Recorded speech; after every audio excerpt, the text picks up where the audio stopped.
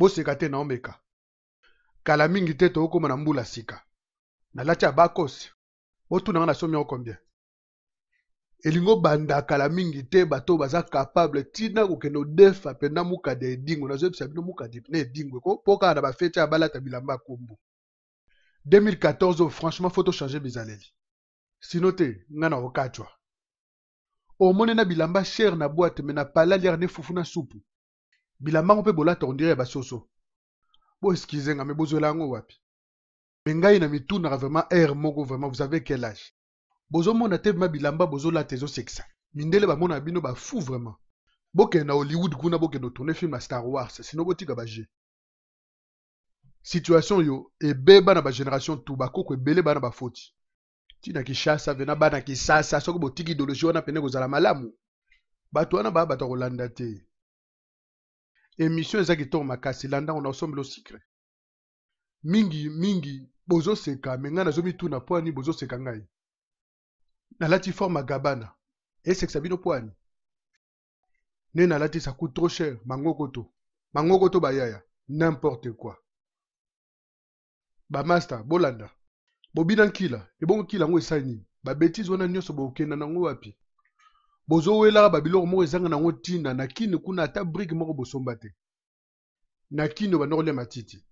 odefi kavali mpo na yo match eza wo bino mina bozolakisa nini omoni makambo bozosala eza comportement moto moko akandela poto depuis kala epuis akola te na Kisasa me bosizenga me na zamba ekoti yo kasi fo ekota ekoto na nko wana mena na kati boexplike nga lingo oloba nini kila mogroso kila soki boyoki te baconcert na bino mpe tokokende te esengeli boyoka soki boyoki te concert annulé bato tu libanda mbula sika makambo ya sika na Kisasa kuna bokufa pe te mpo bouto yemba ke kuna vie eza bien 80% de chômage eke wapi espérance de vie 59 ans na 1990 et puis botunanga nini en 2010 tokiti tina 49 ans toloba te munoko basalango te kaka mpo na kolia wangila bofungola barobine botala couleur ya mai bato bazodaye na bamaladi mosusu ezanga kombo soki moto ameki okonda oyo akufi na sida ebongo soki sida ezalaka te kasi okokosa no bato me nzambe eske okokosa ye bapaster mpo olie botela mambo ya solo oo die pourvoira mais pourtant boteyake david akebunda nyonso wana mpo na mabonza noko continue kolota na poto olia basaucisse na bachips.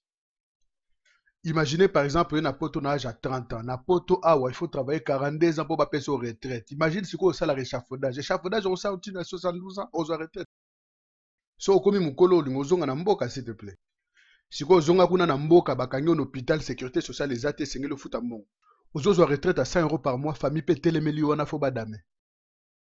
Moi pas ozonga na poto ya te. Tout na ngapoani. Pour retraite no mukie. Pour na foot ba charge à awa. Bano babala mindele basala vi na bango elala bango na chambre lakini kuna pe lupango ezate parce que na poto banda perdre batanda oyo na ba tricologie na babilamba na bakavali omoni te koya owelela matembele na bana kasi na yo tika depuis 30 ans olobani na sima kasi tango za wana obandolelaka ndenge bazolela na kina okoluka mwana fiske me emonana te mpo na Kisasa condition de vie ezatu na moye te ozongi na lupango ya famille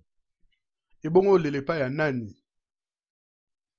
place sikoyo okomprendre basouffrance bakongole bayo kaka alo bande obundela mboka so na 60 ans wana ngamna na kozipolo mbata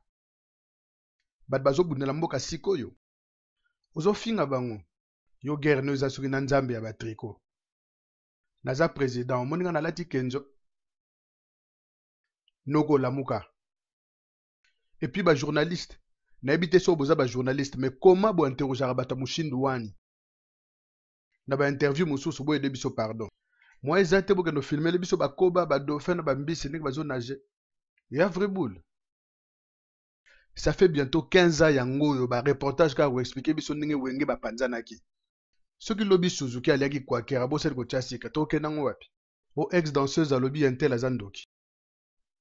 soi-disant ndoki yango ye susu boyambi ye toyambaki danseuse no awa bule nini ke non alobi koza ndoki botinda ta moko akende na est amemela biso baimage authentique bamusicien tobetaka bakayu na bango on s'en fout de leur vie privée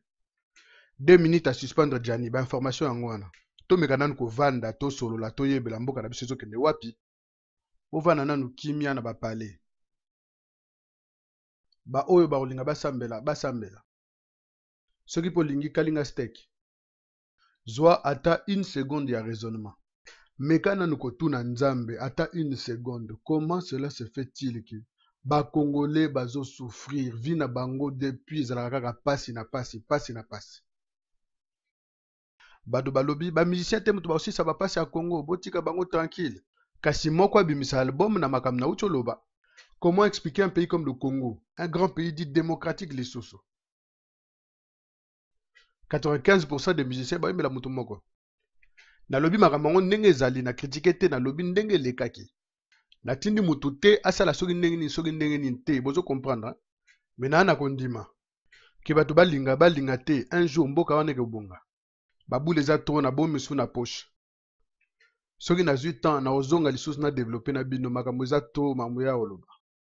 na souhaite bino kaka mpona bane oyo ezoyaka babone ane babone santé makambo ya koswana eza te makambo ya kobunda eza te nalobi na cadre ya liberté d'expression et na cadre ya démocratie